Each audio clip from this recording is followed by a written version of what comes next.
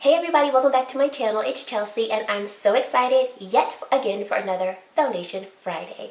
So today we are going to be reviewing the L'Oreal Infallible Long Wear Fresh Wear Foundation. I don't think I said the name right, but you get what I'm saying.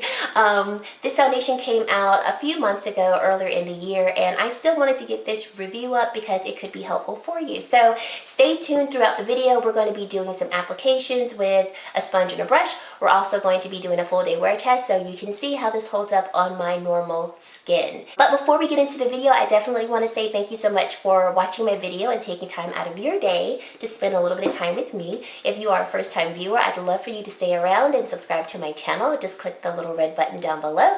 And if you are a returning subscriber, you already know I appreciate you and you are the real MVP. So let's get started. So like I said before, we are reviewing the L'Oreal Infallible Fresh Wear Foundation, not long wear, fresh wear, but hey, it's claiming to be long wear and fresh wear. So let's see what the details of the foundation are. So L'Oreal claims that this is going to be a breakthrough long wear foundation with breathable skin technology. It's going to provide medium to full coverage that is buildable, that will last all day and allows your skin to breathe.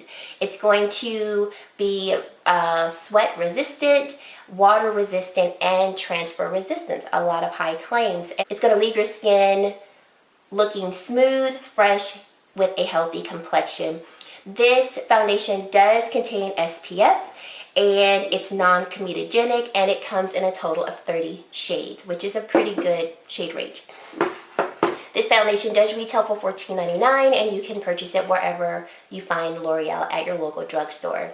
I am wearing the shade 500, and when I go to apply the foundation, you'll see that the shade is not a perfect match, but it definitely is a match that I can work with and of course build upon.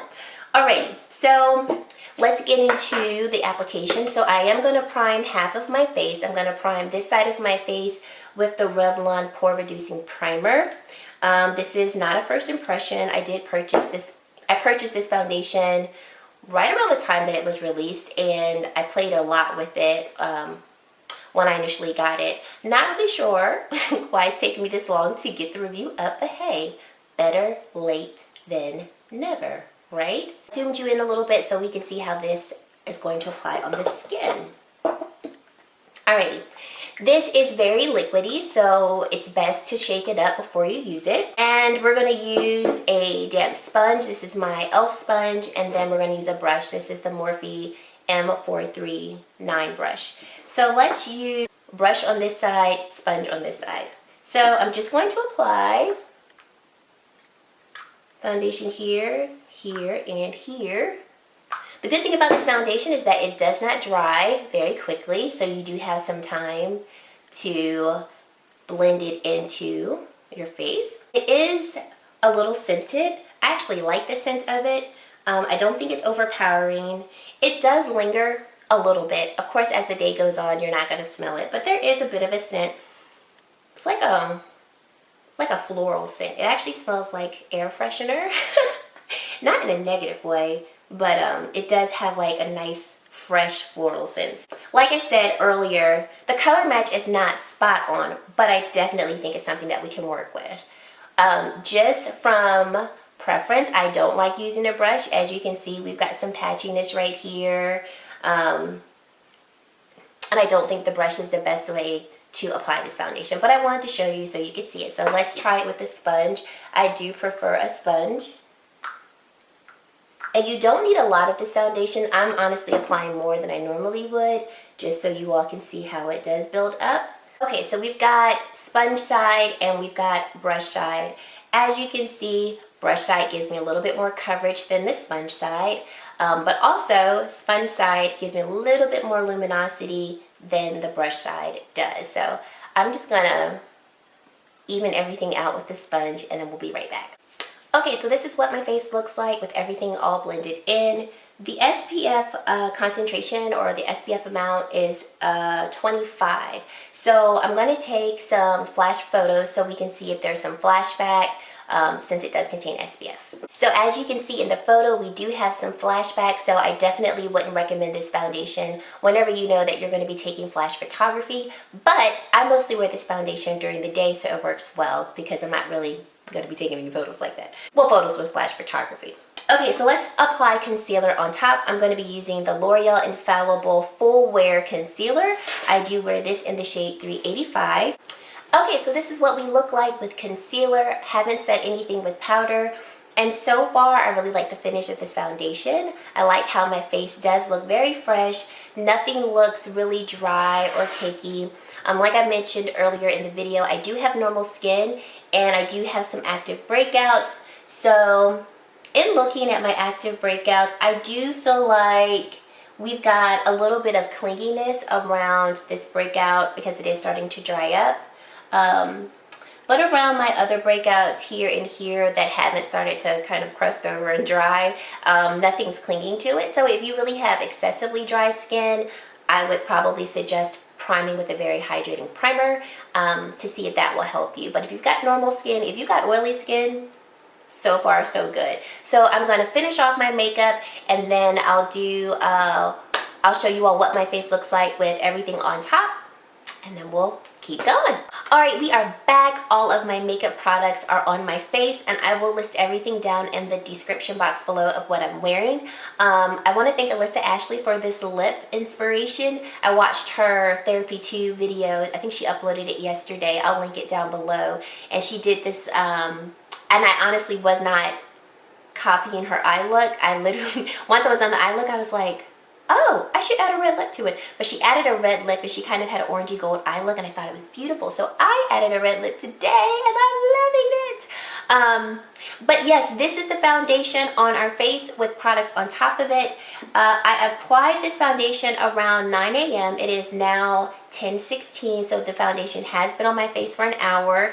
I went on ahead, I did set my under eye with a little bit of powder, but I did not set the rest of my face with powder. And the reason why is because I know that this foundation is a little more dry and my skin is more normal, and I did not want to make my face look overly cakey and dry. If you have oily skin, go ahead on and set it. If you have dry skin, I think you would be fine with not setting those areas.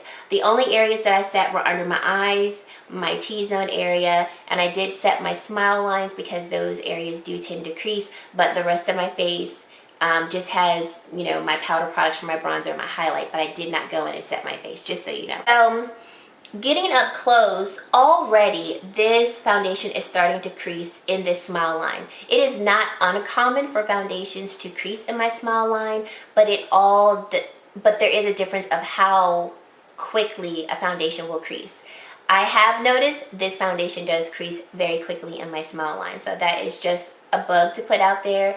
Hasn't settled too much in this area here, but I feel like it is kind of accentuating this area a little bit. But I just wanted to let you know what we were looking like an hour in, and then we will check back in at the end of the day so you can see what we're looking like and how the foundation's holding up. It claims to hold up for 24 hours, so we're not doing 24 hours. But we're going to give it a good amount of time and I'll check back in with you guys soon. Hey everybody, it is the end of the day and I am ready to get this foundation off my face. So it is currently 7:03, which means I've had this foundation on for a little over 10 hours. And I have some thoughts. So, of course, this is not a first impression. I've worn this foundation many times before. So, what I'm seeing now is definitely what I've experienced before. So, as you can see, I do have some oils breaking through here. Got a little bit of oils breaking through here. And that's about it. My crease line, my smile line right here, we definitely have some collecting of foundation there.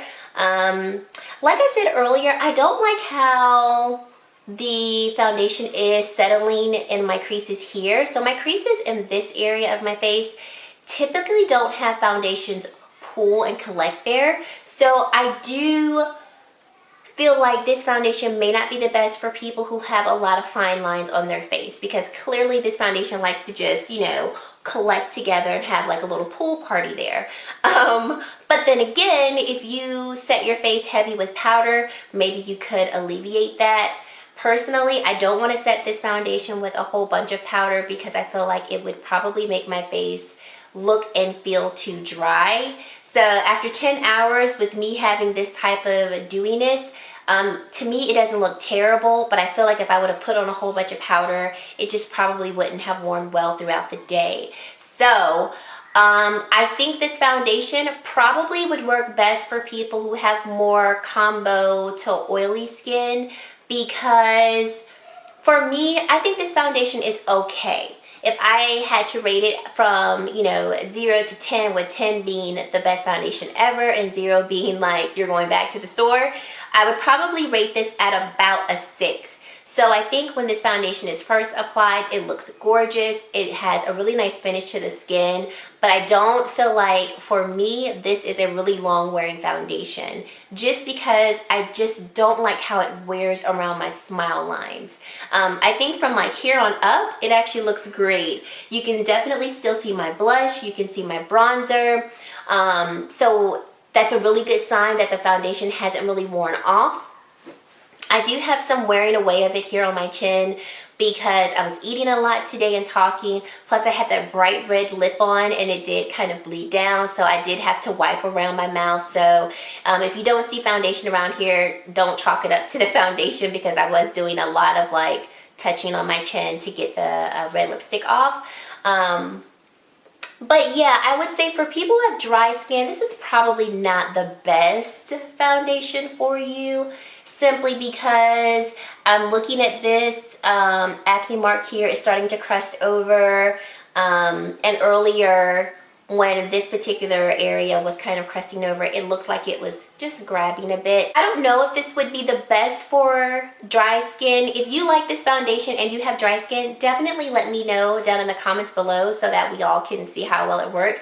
Of course, I think if you primed well, maybe used some type of dewy setting spray, it might work well for you, because it's not the driest foundation. And I don't want to put out there that it's extremely matte, because it's not matte. I just noticed that it does cling to dry patches. So if you have excessively dry skin, that's why I'm saying it may not be the best foundation for you. But I think for combo oily skin, this could be a really good foundation for you, because I don't think it produces a ton of dewiness. Because I don't think this is excessive. I think this is just, you've had foundation on for 10 hours. I haven't blotted. I was outside. It was hot. It was sweaty. So I do think it held up pretty well. For me, like I said, I don't like how it wears on my smile lines. That just makes me feel a little uncomfortable. And I don't think it looks the best. So those are my thoughts. Let me know what you think down below of how it wore on my complexion, because you all might see something different than I do. I definitely obviously still have it, and when I do wear it, I just tend to just wear it on days where I know I'm not going to have foundation on for a long time. Just because, like I said, I know how it's going to look around my smile line. So that's it. I hope that you guys really enjoyed this video. Thank you again so much for watching, and I really hope to see you in the very next video. Bye, guys.